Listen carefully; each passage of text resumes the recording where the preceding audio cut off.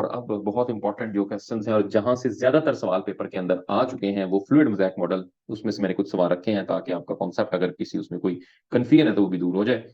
Question is the singers and Nicolson model of plasma membrane differs from the Robertson model in the number of lipid layers, arrangement of protein layers, arrangement of lipid bilayer, absence of protein। तो दोनों model के अंदर क्या फर्क था? अब देखिए model जो था वो एक तो है सिंगर एंड निकलसन। अब जो सिंगर और निकलसन का मॉडल है उसको हम कहते हैं फ्लूइड मोज़ेक मॉडल। ये तो है फ्लूइड मोज़ेक मॉडल। ओके। और दूसरा जो मॉडल है जो कि रॉबर्टसन ने दिया वो है unit membrane model. Unit membrane model कह सकते हैं या इसको सैंडविच मॉडल भी कहते हैं। सैंडविच मॉडल, दोनों के अंदर अब कुछ डिफरेंस है। सबका आंसर जो है वो बी आ रहा है कि अरेंजमेंट ऑफ प्रोटीन लेयर का फर्क है। यस, आपका आंसर जो है वो सही है कि प्रोटीन की लेयर का अरेंजमेंट का फर्क है। अब प्रोटीन लेयर में क्या फर्क है? फ्लूइड मोज़ेक मॉडल ये कहता है कि जो प्रोटीन की लेयर होती हैं वो डिसकंटिन्यूस होती हैं, डिसकंटिन्यूस। ठीक है। और यहां पर यूनिट मेम्ब्रेन मॉडल ये कहता है कि प्रोटीन की लेयर जो है वो दैट और present continuous around lipid, lipid के अराउंड वो कॉन्टिन्यूस प्रेजेंट है, लेकिन यहाँ डिसकॉन्टिन्यूस है। यानी वो लिपिड के जो प्रोटीन के मॉलिक्यूल हैं वो लिपिड बाइलेयर के अंदर इम्बेडेड फॉर्म में है, और वो इम्बेडेड फॉर्म में है, पार्शली इम्बेडेड है या फुली इम्बेडेड है। फिर उससे आगे दो तरह की प्रोटीन हमने पढ़ी थी कि अगर तो फुली इम्बेडेड है तो उसको हम इंटेग्रल प्रोटीन कह रहे हैं, अगर वो पार्शली इम्बेडेड है तो उसको हम जो है वो पेरिफेरल प्रोटीन कहते हैं, या इंटेग्रल को हम जो है वो इंट्रिंसिक प्रोटीन भी कहते हैं, और जो ऊपर लगे उसको हम एक्सट्रिंसिक प्रोटीन भी कहते हैं। तो ये जो एक बेसिक डिफरेंस है दोनों मॉडल के अंदर वही मॉडल है, जिसकी वजह से अब जो हम जानते हैं कि फ्लूइड मोज़ेक मॉडल ये 1972 के अंदर आया सिंगर एंड निकलसन के। ये मॉडिफाइड मॉडल है। यूनिट मेम्ब्रेन मॉडल जो है दैट इज अबाउट इन 1935, और ये एक पुराना मॉडल है। तो ये दोनों मॉडल्स के अंदर भी आपको डिफरेंस का पता होना चाहिए।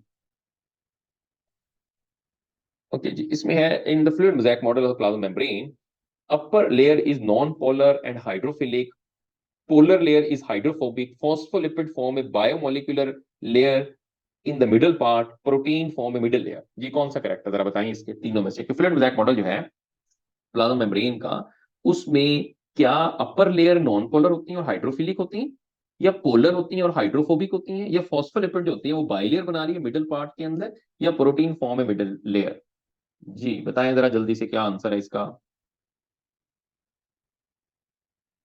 बीटा जो है वो करेक्ट आ रहा है कि पोलर लेयर जो होती है वो हाइड्रोफोबिक होती है। बिस्मा अताहा, पोलर हाइड्रोफोबिक होगी? पोलर हाइड्रोफिलिक को कहते हैं। यस, सी करेक्ट है।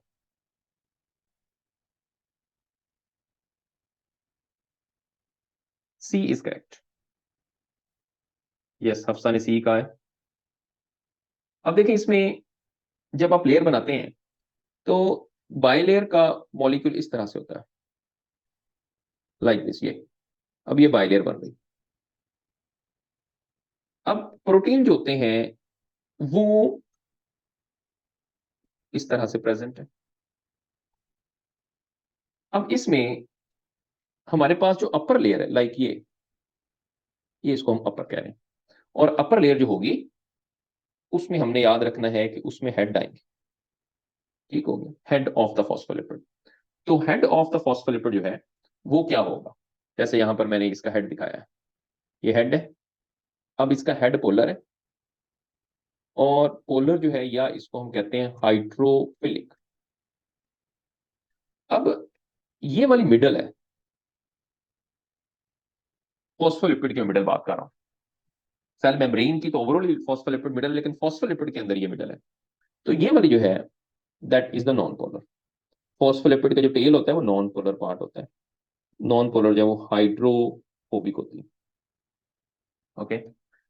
तो यहां पर एक तो ये आपने याद रखना है, और इसके अंदर इसकी टेल आती है फॉस्फोलिपिड की। अब प्रोटीन, ये प्रोटीन बाहर की तरफ है, जैसे मैं यहां पे लिख सकता हूं आउटसाइड, और प्रोटीन यहां इनसाइड हो सकता है। तो इनसाइड भी प्रोटीन है, आउटसाइड भी प्रोटीन है, और अंदर इंबेडेड भी है, ये इंटेग्रल प्रोटीन। ठीक है, जिस वजह से हम फॉस्फोलिपिड को मिडिल लेयर जो है वो कह सकते हैं। लेकिन बाकी क्योंकि यहाँ करेक्ट नहीं, upper layer is the non polar and hydrophilic, ये भी इसके अंदर गलत है। क्योंकि अपर लेयर जो होगी वो पोलर होगी, और पोलर लेयर जो है वो हाइड्रोफिलिक होती है, तो दैट्स व्हाई चार्ली जो है वो इसके अंदर करेक्ट है, phospholipid form the biomolecular in the middle part. तो मिडल या सेंट्रल पार्ट जो होता है वो फॉस्फोलिपिड का होगा। जी, उसके बाद चलते हैं हम नेक्स्ट क्वेश्चन पे, ये भी इसी से रिलेटेड ही है। The plasma membrane consist mainly of protein embedded in the carbohydrate bilayer, phospholipid embedded in the protein bilayer, protein embedded in the phospholipid bilayer, या protein embedded in the polymer of the glucose molecule? Yes. जी, जल्दी से answer करते जाएं, इसका मैं देख रहा हूँ इकराम का, अफसा का सी आ रहा है। अब जो प्लाज्मा मेम्ब्रेन है उसमें हम जानते हैं कि जो प्रोटीन है that is embedded in the phospholipid bilayer, वो एम्बेडेड फॉर्म में आपको मिलती है, जो कि फ्लूइड मोज़ेक मॉडल हमें बताता है। तो इस वजह से इसके अंदर सी जो है वो करेक्ट है। तो ये कॉन्सेप्ट जो है वो एग्जाम के अंदर पिछले एग्जाम्स में रिपीट भी हुए हैं, इसलिए आपने इनको याद रखना है। फ्लूइड मोज़ेक मॉडल लेक्चरों की डिटेल के अंदर है वो डिस्कस हुआ है। The main lipid component of the cell membrane or phospholipid, glycocalyx, peptidoglycan और स्टीरोल, कौन सा मेन कंपोनेंट है लिपिड का जो कि सेल मेम्ब्रेन के अंदर प्रेजेंट होता है? ओके, सब लोग ए कह रहे हैं। ओके, सही हो गया, फॉस्फोलिपिड द मेन। लेकिन अगर आ जाए कि कौन से लिपिड सेल मेम्ब्रेन में प्रेजेंट है, तो स्टीरोल भी सेल मेम्ब्रेन के अंदर प्रेजेंट होते हैं, लेकिन फॉस्फोलिपिड जो वो मेन है। या अगर पूछा जाए कि बाइलेयर कौन बना रहा है, बाइलेयर ये बना रहा है। या पूछा जाए कि कॉन्टिन्यूस कौन सा है, तो फॉस्फोलिपिड जो है वो कॉन्टिन्यूस है। जो स्टीरोल होता है ये इंटरवल्स के अंदर प्रेजेंट होता है, इंटरवल्स में। और ये स्टीरोल जो है इसमें 4 रिंग्स होते हैं, यहाँ पे मिलता है, और that actually helps to maintain the fluidity of the membrane. ये फ्लूइडिटी को मेंटेन करने के लिए जो काम करता है। व्हाट इज द ग्लाइकोकैलिक्स, ये टर्म भी आपको बताई थी लेक्चर के दौरान। ग्लाइकोकैलिक्स किसे कहते हैं?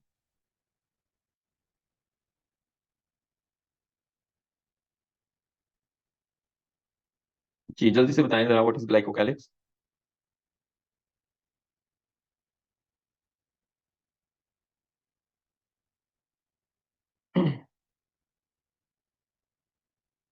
ग्लाइकोप्रोटीन एंड ग्लाइकोलिपिड्स, ताहा और बिस्मा दोनों सही कह रहे हैं, यस। ग्लाइकोकैलिक्स होता है ये ग्लाइकोप्रोटीन प्लस ग्लाइकोलिपिड्स, तीनों दोनों को मिला के हम कहते हैं, ठीक है। या इसके लिए हम वर्ड जो है वो ये भी यूज करते हैं कि ये एक जो है वो सेल कोटिंग है। Cell coating, cell surface markers, sign boards of cell, ये मुख्तलिफ तरह के टर्म्स यहाँ पे यूज हो रही है। मैं लिख देता हूँ यहाँ पर, ग्लाइकोकैलिक्स। इसके लिए वर्ड, एक बहुत इंपॉर्टेंट वर्ड यूज होता है, सेल कोटिंग। एक टर्म इसके लिए यूज होता है सेल सरफेस मार्कर्स, एक टर्म इसके लिए यूज होता है साइन बोर्ड्स ऑफ सेल्स, ये सेल्स के साइन बोर्ड। और इसमें सबसे इंपॉर्टेंट जो रोल होता है ग्लाइकोकैलिक्स का, वो होता है रिकग्निशन ऑफ सेल, सेल की रिकग्निशन के लिए। ये मार्कर्स का मतलब है, साइन बोर्ड्स का मतलब है, कोटिंग का मतलब है कि ये रिकग्निशन के लिए जो वो यूज होते हैं। तो ये आपने जो है वो इसको भी टर्म को लास्ट में याद रखना है। पेप्टाइडोग्लाइकन का आपको पता है कि ये cell wall of the bacteria के अंदर प्रेजेंट होती है। Next question, plasma membrane is fluid structure due to presence of carbohydrates, lipids, glycoprotein and polysaccharides. बीटा is correct. Okay, cell membrane is fluid due to the presence of lipid, you are all correct. अब lipid की presence की वजह से, अब देखिए यहां पर हम जब फ्लूइड मोज़ेक मॉडल को कहते हैं तो हम कहते हैं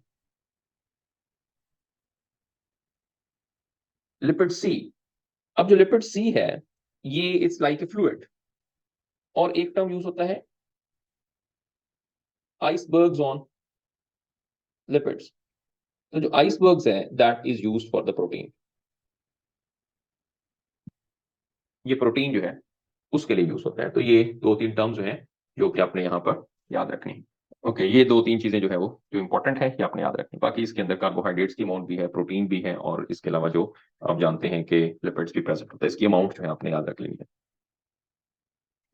ओके, उसके बाद नेक्स्ट क्वेश्चन है, carbohydrates which are present in cell membrane take part in transport of substance, cell recognition, attachment to the microfilament, attachment to the microtubules। ये कौन सा करेक्ट है? अभी बात करके आया हूँ कि साइन बोर्ड्स किस वजह, ग्लाइकोकैलिक्स के अंदर आप जानते हैं कि कार्बोहाइड्रेट्स है, चाहे वो ग्लाइकोप्रोटीन है चाहे वो ग्लाइकोलिपिड्स हैं, तो उसके अंदर कार्बोहाइड्रेट्स है वो प्रेजेंट होते हैं। तो ये आपने इसमें याद रखना है। यस, बहुत से लोगों ने सही आंसर किया है, हरीम ने, अफसा ने, ये रिकग्निशन कहा है सेल की। Yes, this is correct. अच्छा, अब मैं आपसे पूछूं कि ट्रांसपोर्ट ऑफ सब्सटेंस का अगर आ जाए, तो ट्रांसपोर्ट ऑफ सब्सटेंस में सबसे ज्यादा इंपॉर्टेंट रोल किसका होता है? वैसे तो ट्रांसपोर्ट में एक से ज्यादा कंपोनेंट का हो सकता है, लेकिन मैं पूछ रहा हूँ कि वो स्पेसिफिकली एक्सक्लूसिवली जो है वो कौन से इन्वॉल्व होते हैं ट्रांसपोर्ट में? अलीशा ने कहा है प्रोटीन। कहा ओके। लिपिड्स का है अरसलान ने, अरसलान, बिस्मा, लिपिड्स कह रहे हैं लेकिन लिपिड्स नहीं है। जब ट्रांसपोर्ट की बात होगी तो सबसे इंपॉर्टेंट रोल प्रोटीन का होगा, ये याद करें, इसको नोट कर लें, प्रोटीन का रोल है। मिसाल के तौर पे अगर मैं बात कर रहा हूं कि लाइक जी कैरियर्स हैं जो कि ट्रांसपोर्टेशन में रोल प्ले कर रहे हैं, पंप्स हैं, ठीक है, चैनल्स हैं, तो ये तमाम चीजें जो है वो इसके अंदर एज ए प्रोटीन जो है वो काम करते हैं। That's very important. अच्छा, अगर मैं आपसे पूछूं कि अटैचमेंट ऑफ द माइक्रोफिलामेंट और अटैचमेंट ऑफ द माइक्रोट्यूब्यूल्स, ये अटैच किसके साथ होते हैं? इसका आंसर जो है वो भी प्रोटीन्स ही है, प्रोटीन्स, ठीक है, क्योंकि प्रोटीन्स का जो है वो इसके अंदर इंपॉर्टेंट रोल आपको अटैचमेंट का भी है। यानी कि अब अगर मैं आपसे पूछूं यहां पर कि जी बताएं रिसेप्टर्स में क्या रोल है, अब रिसेप्टर्स में वैसे तो कार्बोहाइड्रेट्स का भी रोल होता है, बट मेन रोल जो है, अगर तो दोनों आ जाए कि ग्लाइको प्रोटीन है, दैट्स करेक्ट, लेकिन अगर आपको स्पेसिफिकली करना पड़े तो फिर वो प्रोटीन अगेन अटैचमेंट का काम जो है वो करती हैं। जैसे कि किसी भी जगह पर माइक्रोफिलामेंट माइक्रोट्यूब्यूल्स को अटैच करना है तो वहां पर भी प्रोटीन का रोल होता है।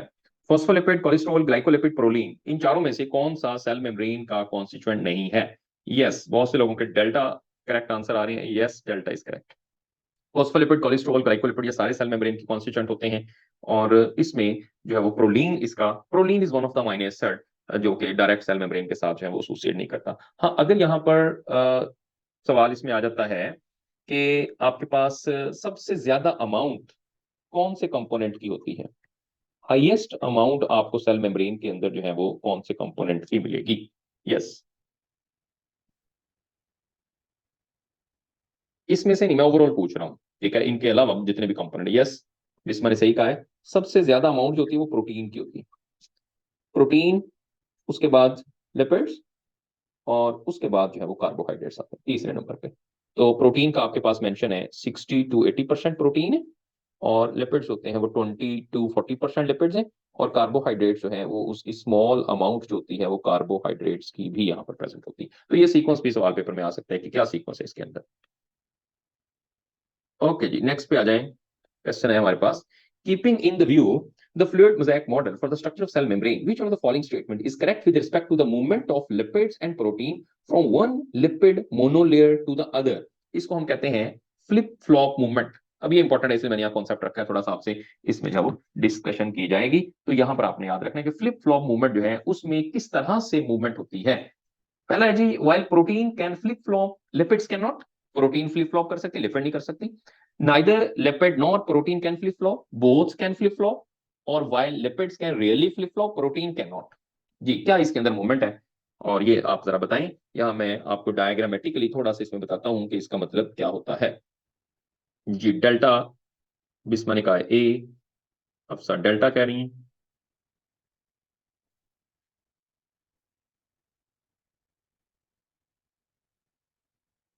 ओके, अलीशा ने डी कहा है, जीशान ए कह रहे हैं। चले जी, मैं यहाँ आपको थोड़ी सी चीजें बता देता हूँ। देखें, यहाँ जो लिपिड आपको मिल रहे हैं और साथ ही यहाँ आपको प्रोटीन्स भी मिल रहे हैं।